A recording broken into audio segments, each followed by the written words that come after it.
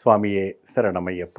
ముందుగా శ్రీ మహాగణపతి దేవతోభ్యో నమః. ఒకానొక సందర్భంలో ఒక భక్తుడు ఒక విశేషంగా ఒక ప్రశ్న వేశారు. ఏంటి ఆ ప్రశ్న అడిగినా, గురుస్వామి గారు, నేను ప్రతి పూజకి ఉదయం సాయంత్రం వెళ్తూ ఉంటానండి.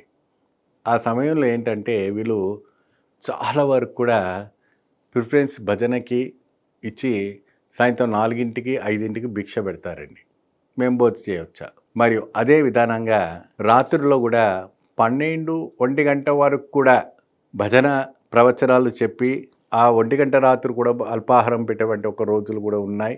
అది కూడా మేము స్వీకరించవచ్చా, స్వీకరించకూడదా? అంటే ఇక్కడ చూడండి అమ్మా, ఎప్పుడైనా కూడా స్వామివారి ఒక వ్రత నియమాలు ఎలాంటిదంటే, సాయంత్రం 6కి పూజ మొదలు పెట్టుకొని 9కంతా పడి పూజ ముగించుకోవాలి. శబరిమల 9కి హరివరాసనం పాడేస్తారు.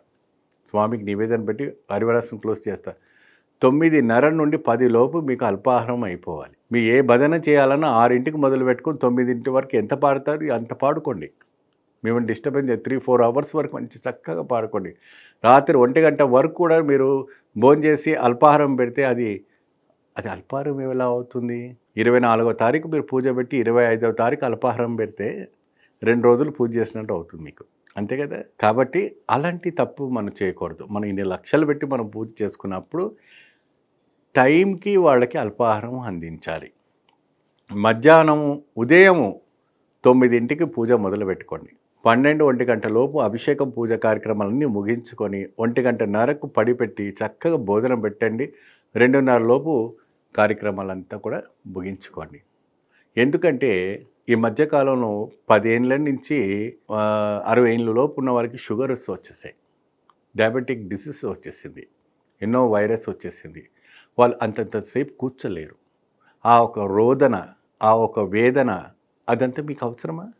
వాళ్ళంతా ఆహ్వానం చేసి అంతసేపు కూర్చోబెట్టడం అవసరమా?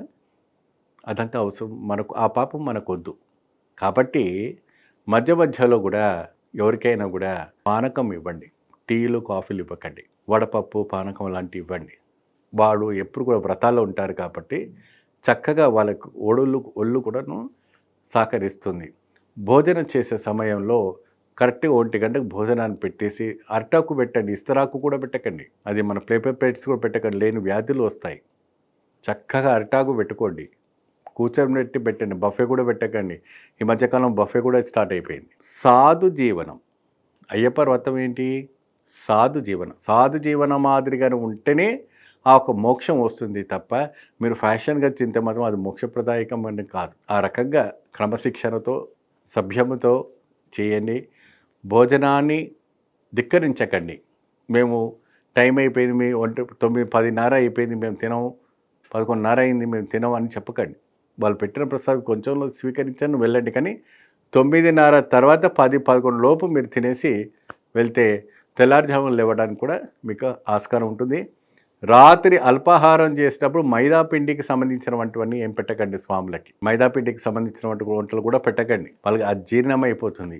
వాళ్ళు ఇంటికి వెళ్ళి కూడా మిమ్మల్ని గుర్తు చేసుకుంటారు. అబ్బా, అది మైసూర్ బజ్జీ తిన్నాను, ఇంక ఇప్పటివరకు కరగలేదంటారు. పొద్దున్న వాడు బ్రష్ చేసుకుంటే తర్వాత ఆ స్వామికి మొత్తం అంతంతు అదే వస్తుంది.